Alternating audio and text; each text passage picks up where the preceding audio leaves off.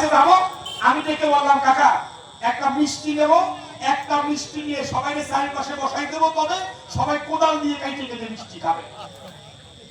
কত বাড়ি মিষ্টি তো কোদাল দিয়ে খাওয়া লাগে। একটা মিষ্টির দাম 1500 টাকা, এত বড় ও চারিপাশে কোদাল দিয়ে।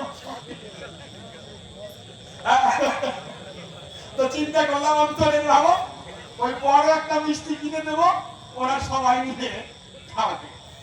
যখন গেছি মিষ্টির দোকানে, ভাই আমি মিষ্টি নিয়েছি কিন্তু বাচ্চাদের ওই বড় মিষ্টির উপরে লোক নাই। এই কথা দেখেন ভেবে ওরা এক ধরনের মিষ্টি নেবে। মিষ্টিটা কি ওই রথের বেলা যখন পাওয়া যায়, চিনি জাল দিয়ে গালাইয়ে টাইসে দেয়, ছাঁচে দেয়। ওই ছাঁচে দিলে হাতি, ঘোড়া, ময়ূর এইসব হয়। এখন আপনাদের কাছে বলছি তবে ওরা কি আর মিষ্টি খাবে? ওরা ওইটা নেবে। আমি চিন্তা করলাম দেখ ওরা সাদা মিষ্টি খাবে না, ওরা চিনি খাবে। তো সবাইকে বললাম তোরা যা যেতে ভালো লাগে নে। কেউ ময়ূর নিয়েছে, কেউ হাতি নিয়েছে, কেউ ঘোড়া নিয়েছে, কেউ বাঘ নিয়েছে। ওই যার বড় বড় তো নিয়ে রাস্তা দিয়ে হাঁটতেছে, বাড়ি যাচ্ছি। আর আমরা দল চারপাশে গোল হয়ে ওদের মানে এমন ভাবে দেখছি যাতে কোন গাড়িতে এসে সমস্যা না করে। তো বাচ্চারা মিষ্টি রাস্তা দিয়ে খায় আর হাইটে যায়। ওই যে ওনার মতো সারা দিছে, ওদের তো সারতে সারতেছে ওই সরকার দুই সারা দিচ্ছে না। আর আমার বাচ্চারা সার দিছে, চাঁদতিছে আর হাঁটতিছে। যখন বাবা 2 মিনিট হয়ে গেছে ভাই, দেখি মারামারির অভাব নাই। বাচ্চারা মারামারি শুরু করে দিছে। তো মারামারি কি নিয়ে? মারামারি কি নিয়ে বিষয়টা আপনারা করে দেন। মারামারি হচ্ছে এক বাচ্চা আর এক বাচ্চার কাছে তোর হাতির থেকে আমার ঘোড়া মিষ্টি বেশি, এই মারামারি। আর একজন কয়ে আমার ময়ূর মিষ্টি বেশি, তোর হাতি পারবে না। আর একজন কয়ে চুপ করে থাক, এই দেখ আমার বড় বাঘ, বাঘ মিষ্টি বেশি। এই তোর বাঘ মিষ্টি কি করে হয়? কত তুই একটু খাইয়ে দেখ, ও বাঘের থেকে একটু বাড়িয়ে বুঝলি। আর একজনের দিয়ে কত একটু খাইয়ে দেখ, ও মুখে দিয়ে কয় না তোর দাও তো মিষ্টি লাগে। এইবার আপনারা বিচার করে দেন কোনটা মিষ্টি বেশি। কোনটায়? ঘোড়ায়, হাতিতে, ময়ূরে, সব এক মিষ্টি। বা যদি এইটুকুই বোঝেন তাহলে ঝগড়া কিছু, সব এক, সব অমৃত। আপনাদের কাছে এই ধারণা, চিন্তা করেন প্রেম সোহাগে যার যে মুরুতি ভালো লাগে, পছন্দ করে প্রেম সোহাগে ওই মুরুতি নয়। রাখবেন কাব্যের উপরে দৃষ্টি, সকলে অমৃত একই মিষ্টি। আপনাদের কাছে এই ধারণা, হরি ঠাকুরে বলো, গণেশ ঠাকুর বলো, আর আমার কালীমা বলো, শিব ঠাকুর বলো, সব এক মিষ্টি, কখনো আলাদা হয় না। এইটাই যারা বুঝতে পারে ভাই, তাদের কাছে কোনো মারামারি জাতাজাতি। এই দরান্তরে আছে ভাবো আমি কি পেয়েছি হরিচাঁদ ঠাকুরের, আমি মতুয়াদের মধ্যে কি পেয়েছি বাবা রে। এইটাই আমার সনাতন ধর্ম। আমার ঠাকুর বললেন প্রচারিলেন গুরুগম্য সূক্ষ্ম সনাতন ধর্ম, জানাইলেন এই জগতে ঘড়ি। আপনি কৃষ্ণ ভক্ত হন, আমার দুঃখ নাই। আপনি মতুয়া হন, আমার দুঃখ নাই। আপনি কালী ভক্ত হন, আমার দুঃখ নাই। কিন্তু আমার ঠাকুর যে সূক্ষ্ম সনাতন ধর্মটা দিল, এইটা একটু পালন করার চেষ্টা করেন, মানুষ হতে পারে। আমার ঠাকুরের এই বাণী পালন করার জন্য আপনাকে ধর্মান্তরিত হতে হবে না। আপনাকে কৃষ্ণ ভজন ছেড়ে হরিচাঁদ ঠাকুরের ভজন করতে হবে না। ঠাকুর বললেন হাতে কাম, মুখে নাম, সৎ চরিত্র রবে, সত্য পথে থেকে সদা সত্য কথা বলে। পরপতি পরশতি কভুনা স্পর্শিলে না ডাকিলেও হরি, হরি তোমাকেই ডাকে।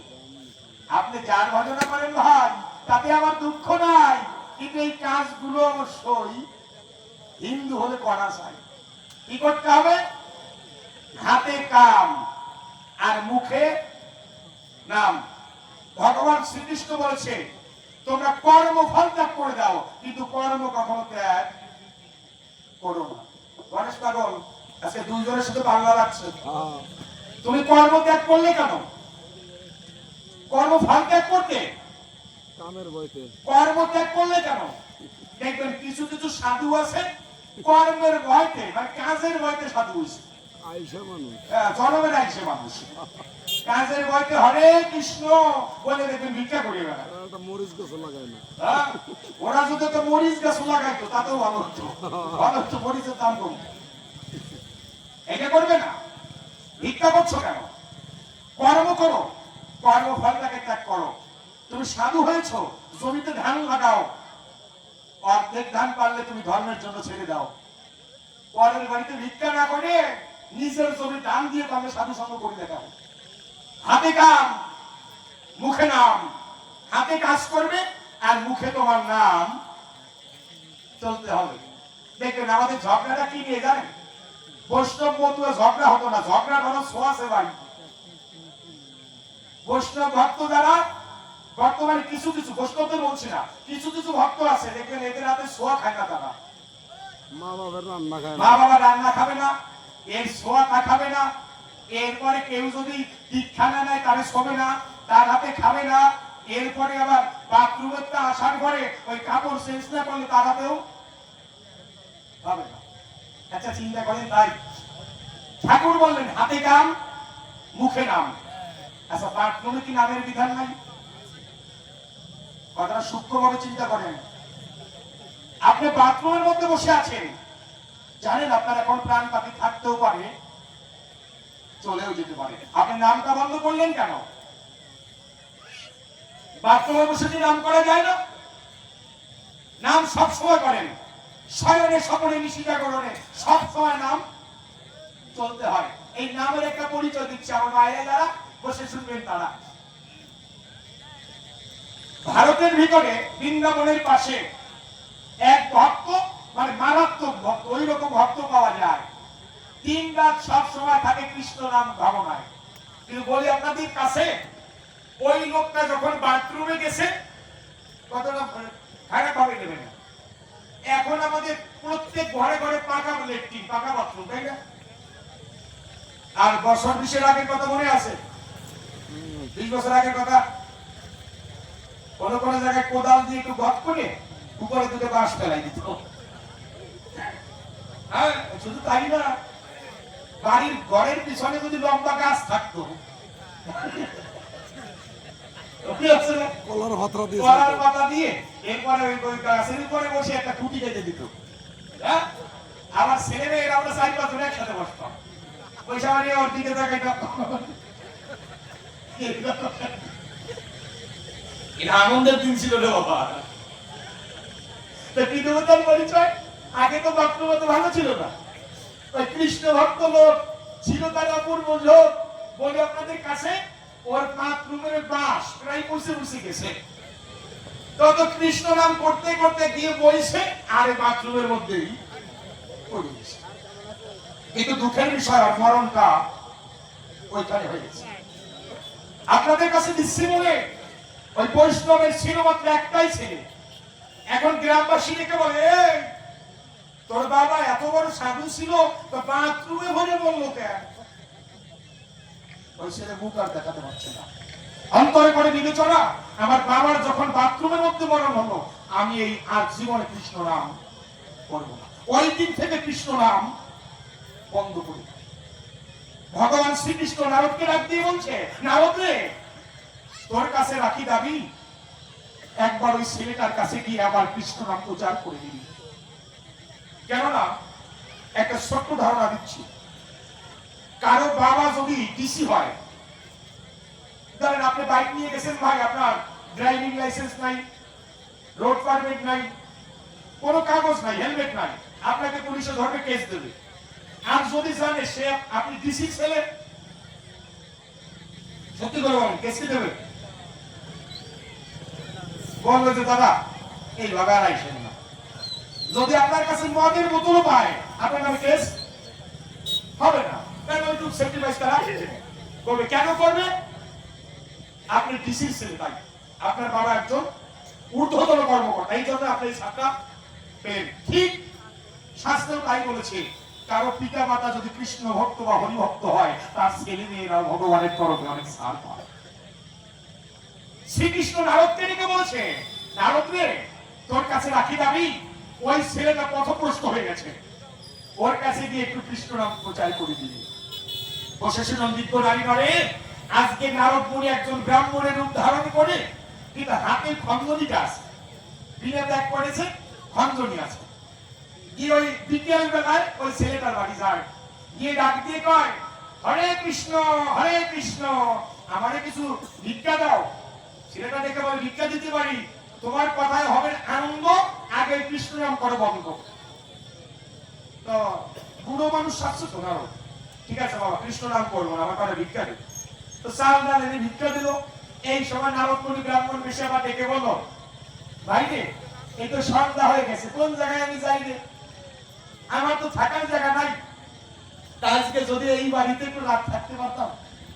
ছেলেটা ডেকে দিল ধারণা, তোমাকে রাতে আমি রাখতে পারি, খাওয়াতে পারি, কিন্তু কৃষ্ণ নাম করা যাবে না, এই একটা শর্ত। আচ্ছা ঠিক আছে। এখন রাতে সেবা করে খাওয়াইছে। এবার যখন ঘুমাই পড়ছে, মাঝে মাঝে এই বারান্দায় থেকে নারদ বলে, হরে কৃষ্ণ, বন্ধ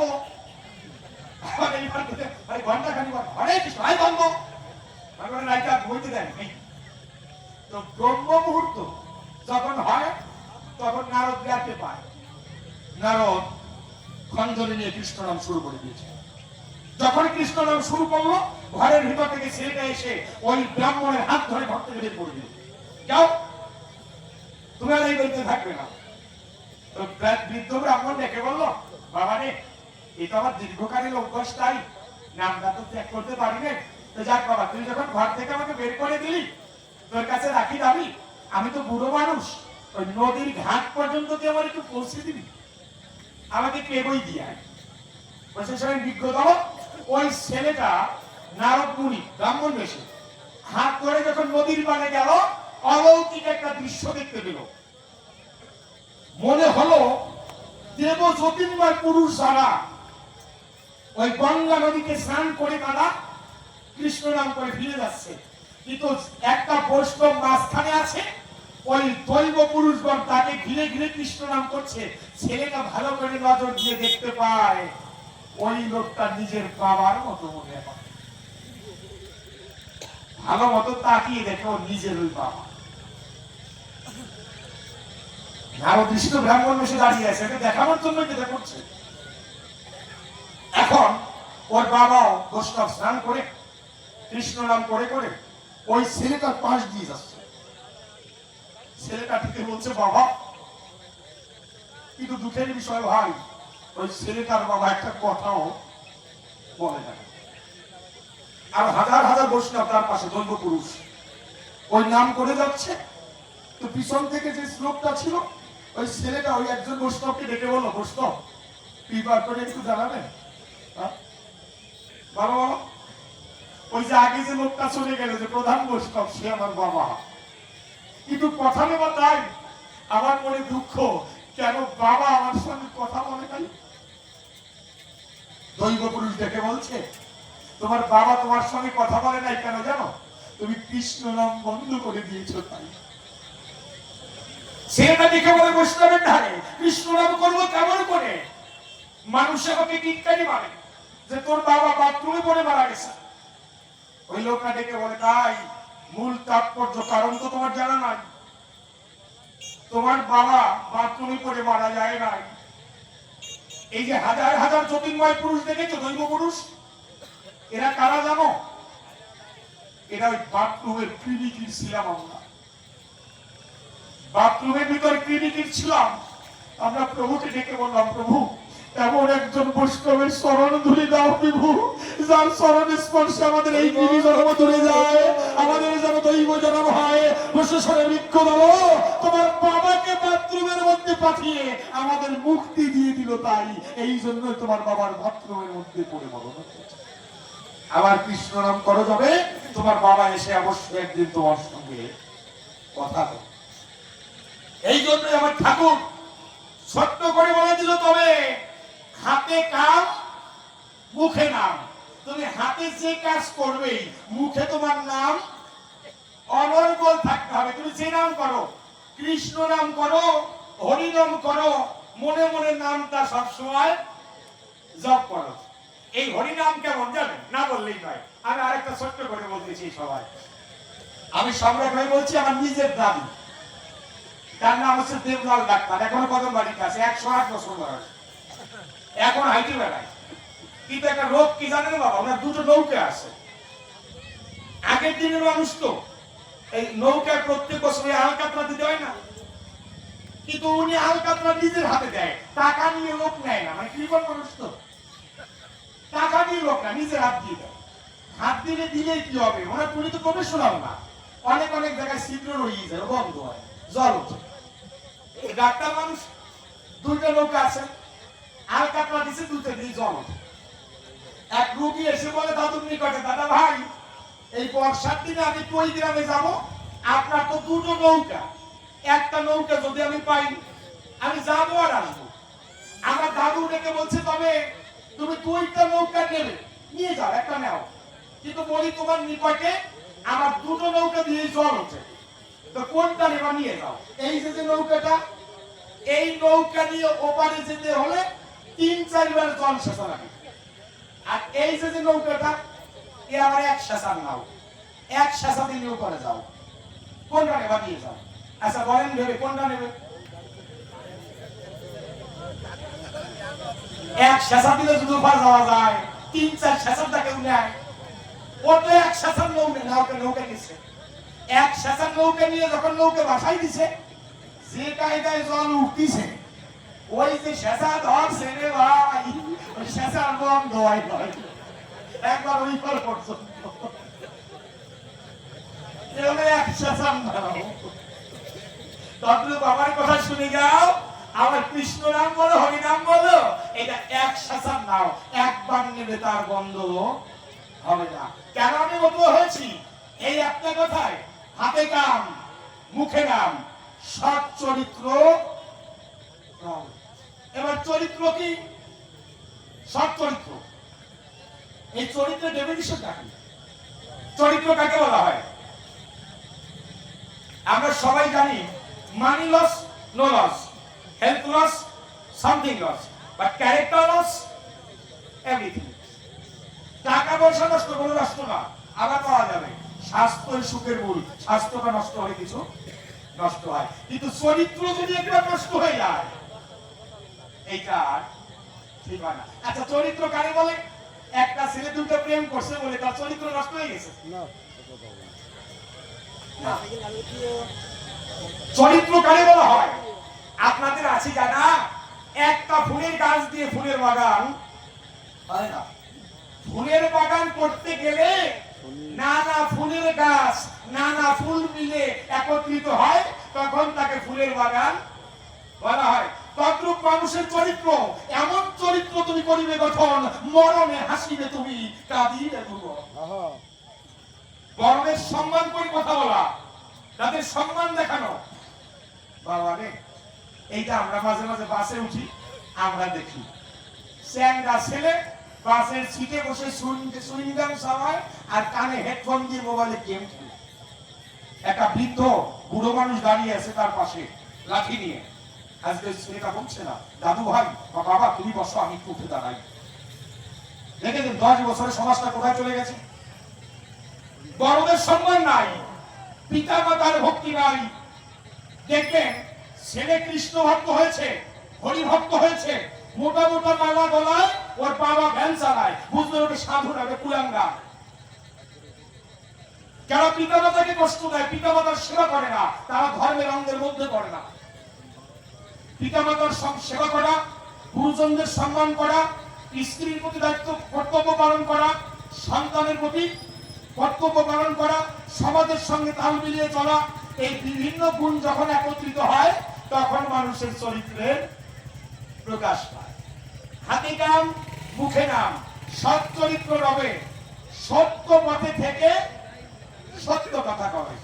আমি কেন মতলা বাবা রে, এই জগতে বেদে একটা কথা বলেছে, সত্যং বদ, সত্য বলো। আমি আপনাদের জানাই, যার জীবনে সত্যে ভরা, সে মিথ্যা বলে না, তার মুখ দিয়ে যা বেরোয় ওইটাই সত্য বাক্য। এই জন্য সত্যের উপরে দাঁড়াতে হবে। তাই কি কি পেলাম? হাতে কাম মুখে নাম, সৎ চরিত্র রবে, সত্য পথে থেকে সদা সত্য কথা কবে। পরপতি পরসতী এই স্পর্শনা করিবে না ডাকিলেও হরি হরি তোমাকেই ডাকিবে। পরের পতির দিক তাকানো যাবে না, আর পরের সতীর দিকেও তাকানো যাবে না। বুঝতে পারছেন তো সবাই? না এটা যাবে না। বর্তমানে ওদের বাবা আমি দেখতেছি হরে কৃষ্ণ করে মালা দিছে, মাছ মাংস ছাড়িয়ে দিছে। দেখবেন ওই কয়টা লোক ওদের স্বামীদের উপর এত অত্যাচার করে তা বলার মতো প্রকাশ করে। ওরা স্বামীদেরই মানে না। বিয়ে করতে দেয় না। আপনাকে কথা বলছি, আমি বলছি মাদারি বুড়ির কথা। আপনাকে কথা বললি তো আমার ভাব দেবেন, আমি জানি। আজকে যে খাওয়ান দিছে হ্যাঁ, স্বামীরে বলতেছে তুমি একটু বাচ্চা কাচ্চা দেখো, আমি তো 3 রাতের বেলায় যাই না। এটা করবেন না। আপনি সাধু সঙ্গ করবেন আপনার স্বামীকে নিয়ে করবেন, আপনি সাধু সঙ্গ করবেন আপনার স্ত্রীকে নিয়ে করবেন, একসঙ্গে যাবেন। কারো পতির দিকেও তাকাবেন না, কারো সতীর দিকেও তাকাবেন না। বলি আপনাদের বাকে সনাতন ধর্মে এই নারীদের বলা হয়ে থাকে পতিব্রতা সতী। পতিব্রতা সতী কানে কয়, এইবার যাচ্ছে একটু মায়েদের আলোচনায়। পতিব্রতা সতী, পতি শব্দের অর্থ স্বামী। পতিব্রতা, যে নারী পতিকে ব্রত করতে পারে সাধনায় তাকে পতিব্রতা সতী বলা হয়। আপনাদের কাছে করে দিলাম মানা, শাস্ত্রে করেছে ঘোষণা, যে নারী তার স্বামীর পুজো দেয় না ওই নারীর পূজা গোবিন্দ হরি ঠাকুর কেউ দেয় না। রাখছেন নাকি কথার বেলা একবারই দিছি। পূজা তো দূরের কথা, বর্তমান নাম ধরে ডাকে। হ্যাঁ, পূজা আছে বর্তমানে। বর্তমানে নারীরা স্বামীর নাম ধরে ডাকে। আর আমার মতো কিছু বলদ আছে, ওই নাম স্ত্রীর কাছ থেকে না শুনতে পারলে আমার বউ আর ঠেকে না। এই অসহ্য সকালবেলা শুরু হয়। সকালবেলা স্ত্রী স্বামীর ডাকতিছে নাম ধরে, সুমন সুমন আমার ব্রাশটা দিয়ে দাও তো। ওঠো, বাজারে যাবা না, মনে হয় নিজের মার প্যাকেট ভাই। ডাকে ডাকের মধ্যে তো তা পাই। শুধু স্বামীর ভজন করেন তাতেই হয়ে যাবে। পতিব্রতা যদি সতী হয়, একটা প্রমাণ দিচ্ছি শাস্ত্রের গায়ে। আপনারা বসে বসে করেন অবধান। এমন একজন সতী ছিল, তার নাম ছিল সাবিত্রী, তার স্বামীর নাম ছিল সত্যবান। দেখেন সতী হলে কি করতে পারে। সাবিত্রী, স্বামী শুয়ে আছে, সাবিত্রী রুরুর পরে। এই সময় করলো কি কাজ, উদয় হলো যমরাজ মানে ধর্মরাজ। স্বামীর প্রাণ নিয়ে যখন চলে যায়, শাস্ত্রের মধ্যে ইহা লেখা নয়, সতী নারী যারা যমরাজকে নিজের চোখে দেখতে পারে না। তখন সাবিত্রী দেখতে পেল তার স্বামীর প্রাণ নিয়ে যমরাজ চলে যাচ্ছে। সঙ্গে সঙ্গে যমরাজের পিছনে হাঁটা দেয়। যমরাজ যখন শুনতে পায় উপরের ধ্বনি, পিছনের দিকে তাকালো, তখনই দেখতে পায় সাবিত্রী সতী পিছনে পিছনে আসতেছে। এই সময়, ওমা সাবিত্রী, আমার পিছনে আসিস কেন? সাবিত্রী ডেকে কয়, আসবো না কেন, তোমার হাতে যে আমার স্বামীর প্রাণ, স্বামীর প্রাণ দিয়ে যাও। এই সময় যমরাজ করলো মানা, মানে তোর স্বামীর পঞ্চত্বকাল প্রাপ্ত হয়ে গেছে, কি বলি তোর কাছে, তোর স্বামীর তার ফিরিয়ে দিতে পারবো না। আমি তোকে আশীর্বাদ করলাম, তোর ধন হবে, রাজ্য হবে, সুখ হবে, বাড়ি চলে যা। সাবিত্রী ডেকে কয়, প্রভু তোমারই কি কব, যদি স্বামী না থাকে ধন সম্পদ দিয়ে কি করবো, প্রয়োজনে তুমি আমার প্রাণ নিয়ে যাও, স্বামীকে যদি দিতে না পারো। এই সময় যমরাজ করে বসলো অপূর্ব কাজ। দেখে বলে সতী সাবিত্রীর ধারে, মানে ঠিক আছে, যে বর দিলাম তোরে বাবা আসে, ধন হবে, সম্পদ হবে, তা তোর স্বামীকে তো দিতে পারবো না, তোর কাছে করলাম মানা, কিন্তু তোর কাছে রাখলাম প্রেমের দাবি, স্বামী ছাড়া তুই যা চাবি তাই পাবি, কিন্তু স্বামী চাইলে আমি দিতে পারবো না, তুই স্বামী ছাড়া যা চাবি তাই পাবি। এখন সাবিত্রী ডেকে কয়, কিন্তু ওটার পরিচয় স্বামী ছাড়া যা চাবো তা কি পাবো?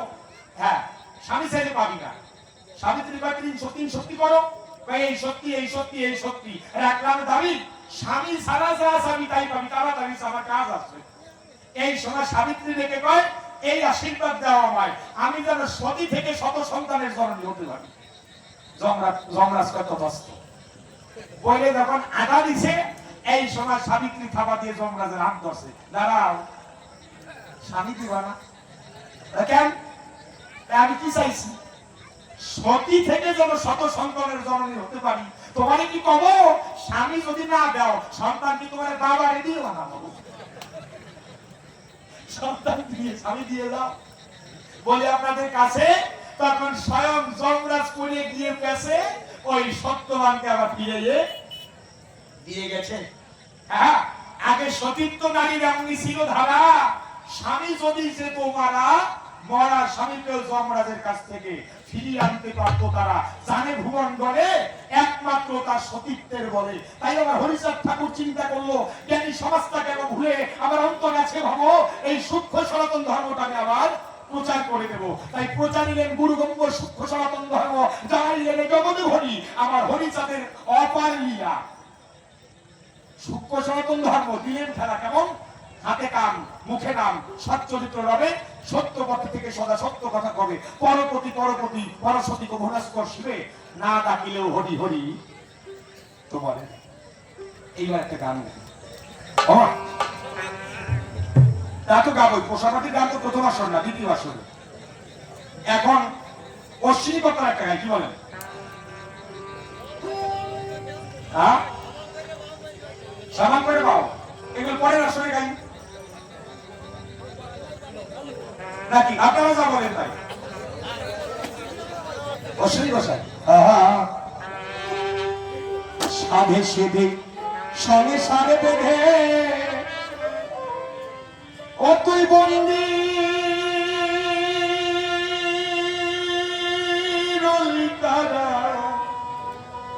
কারাগারে মন চলো যাও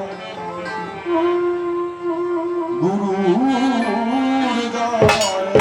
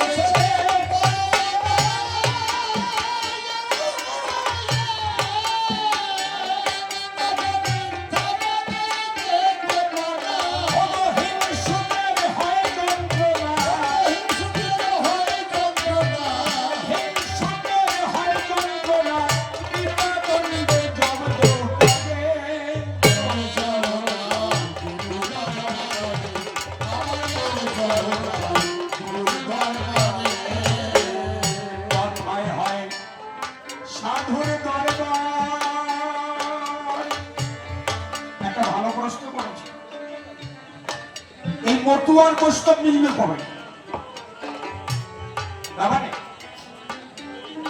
রাগই না, বর্তমানে সমাজটা নষ্ট করছে কিছু আমাদের মতো মানুষ। দেখবেন নামের শেষে টাইটেল আছে, মতুয়া ছাত্র, মতুয়া রত্ন, টাইটেল দেয় না, ওরা বড় মতুয়া হয়ে গেছে। আচ্ছা, আমি কয়েকজন মতুয়ার নাম বলছি, আপনারা টাইটেলটা আমাকে বলেন তো। যদি বলা হয় লক্ষ্মীখালীর গোপাল, নামের শেষে কি? মতুয়া, মতুয়া রত্ন, মতুয়া ছাত্র, সাধু। বাবা বাবা, আর সাধু না হলে কখনো মতুয়া হওয়া যায় না। গোপাল সাধু, আর এরা হচ্ছে মতুয়া। যদি বলা হয় হীরামন, পাগল মহানন্দ পাগল পাগল না হলেও বন্ধু হওয়া যায় না। এই আজকে গণেশ পাগল, মাথা খারাপ না, কিন্তু মাথা খারাপ এক বিষয় আর পাগল আর এক বিষয়। যাদের ব্রেনে কাজ করে না তারা মাথা খারাপ। আমি তার কাছে একটা প্রশ্ন করব, এই যে তোমাকে পাগল বলে, মানুষে তোমাকে বলে গণেশ পাগল, কোন দেশে গেলে কি কাজ করলে পাগল হওয়া যায়? পাগলের দেশ কোন জায়গায়? আর তোমাকে শুধু তাই না, তোমাকে বলে কেষ্ট খেপা, তাই না? গণেশ পাগলে কি কয়? কেষ্ট খেপা, গণেশ পাগল।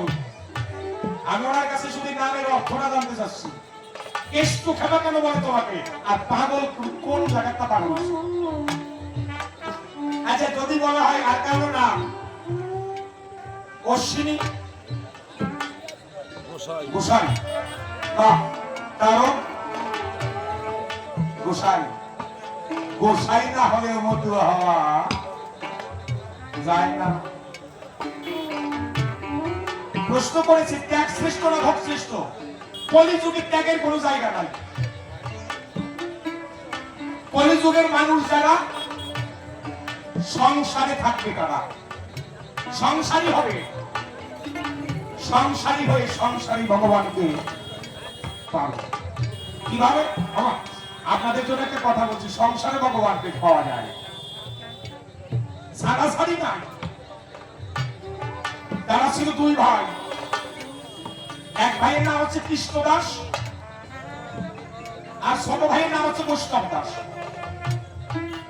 একটা অ্যাক্সিডেন্টে দুই ভাইয়ের বাবা মা মারা যায়।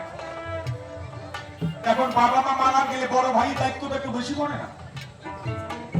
ছোট ভাই একবারে সরল সোজা, নাই তার কাছে মায়ার বোঝা, কিন্তু বড় ভাই চালাক। বড় ভাই ডেকে ছোট ভাইকে বলছে, ভাই বাবা মা তো আর না,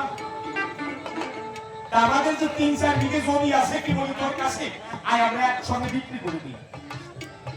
ছোট ভাই বলছে, জমি বিক্রি করবো কেন? বলে, জমি বিক্রি করে সব টাকা নিয়ে আমি বিদেশে যাব আর মাসে মাসে করে টাকা পাঠাবো। ছোট ভাই সরল মানুষ তো, কথাটা বিশ্বাস করে ওই জমি বিক্রি করে দাদাকে দেয়, দাদা টাকা নিয়ে বিদেশ চলে যায়। 1 মাস 2 মাস 3 মাস হয়ে গেছে, ভাই বড় ভাইয়ের কোনো খবর নাই। ছোট ভাই খেতেও পাচ্ছে না। এখন 3 মাস পরে বড় ভাই একটা চিঠি পাঠায় ছোট ভাইয়ের ধারে, ওই চিঠিতে টাকা পাঠিয়ে দিয়েছে। কিন্তু আপনাদের আছে জানা, সেই সময়ের মানুষ চিঠি করতে পারতো না। ওই চিঠি নিয়ে কোনো মাস্টার মহাশয়ের কাছে যেত, না কোনো ব্রাহ্মণের কাছে যেত, আর না কোনো সাধুর কাছে যেত। তো পণ্ডিত সাধু যেজন নয়, ওই চিঠিটা নিয়ে ছোট ভাই দিয়ে কয়, আমি তো লেখাপড়া জানি না সাধু, আমার দাদা কি লিখেছে এটা একটু পড়ে দাও। সাধু চিঠিটা পড়ছে, বড় ভাই লিখেছে, ছোট ভাই অনেক কষ্ট করে টাকা পাঠান, এই টাকাগুলো সব পথে খরচ করিস। ছোট ভাই তো সরল মানুষ, সাধুকে ডেকে বলছে, সাধু বাবা দাদাজি আমাকে বলছে টাকাটা সব পথে খরচ করতে, এই সব পথ কি? আচ্ছা বলেন তো, কোন সাধুর কাছে যদি জিজ্ঞাসা করা হয় সব পথ কি, সে কি বলবে? সাধু ডেকে বলে, তাই এই জগতে সাধু সঙ্গের মতো কোন সৎ পথ না। টাকাটা সাধুর সঙ্গে খরচ করতে বলেছে,